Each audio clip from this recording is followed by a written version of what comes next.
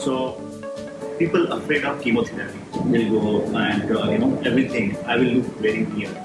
Particularly women, they don't like to look weird. So how to be prepared or come out with this situation emotionally for a patient? Is there any suggestion or how they should prepare for the chemotherapy? 2 to 3 things. One is that all these side effects are temporary side effects. So there is no permanent hair loss. Right. The hair goes after the third week of first chemotherapy, and the moment you finish your chemotherapy, after 2 to 3 months, the hair starts coming back again. And 3 to 4 months down the line, natural hair growth is expected. Second is that we always make it a point that once a patient of breast cancer wants to take chemotherapy with us, we make them meet with another patient who has already undergone this treatment to understand better what were the side effects, whether they were minor, how did she or he cope up with these side effects, and the ray of hope that the chemotherapy is going to offer. So that conversation between two patients makes them very comfortable taking the chemotherapy. So we have special counseling sessions. Third is moral boosting. So not just the doctor and the staff of the cancer care ward or maybe day care, but also the family support. So moral boosting from the family is very, very important for them to get rid of these side effects. Most of these side effects are arising because of the fear. There may not be any physical side effect. There are patients who do not have any vomiting after the chemotherapy, but before they entered our daycare chemotherapy, they started vomiting. Once they entered, they were made calm and they were settled. We gave them chemotherapy drug, we gave them antibiotics. They were happy. After that, there was nothing. So the apprehension, the anxiety, and whatever hearsay they have heard is what matters quite a lot. So I think they should always listen to something which is scientific, maybe scientific, and not all the answers are on the net. I would also suggest that do not Google many of these side effects because the Google or the internet will give you not knowledge, it will just give you information. How to correlate this information, how to apply it to oneself is up to the doctor and up to the patient. Right. Looking at his physiological condition, XYZ factors. And here on internet there are it's general information. So there are multiple sources of information and not knowledge. Not knowledge, right.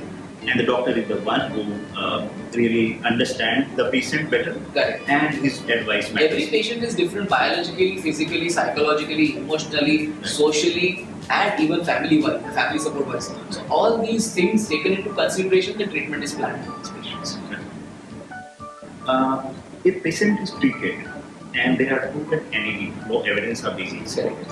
So in that case, again, any guideline to live healthy? And is there any routine checkup that patients should follow? What are the guidelines and what do you suggest to the patients who are living their life normally? All patients of cancer, once they get treated for the cancer, are supposed to follow for at least for the next 5 years. And usually the follow-ups for the first 2 years are every 3 months. Maybe the investigations are every 3 to 6 months. Once the 2 years are gone, which is the maximum risk period, then the follow-up becomes every 6 months and investigations become maybe 6 monthly to 1 year. After 5 years, the chance of coming back of cancer is quite rare, and I would say that practically the patient is cured at the end of 5 years if the patient doesn't get back the disease.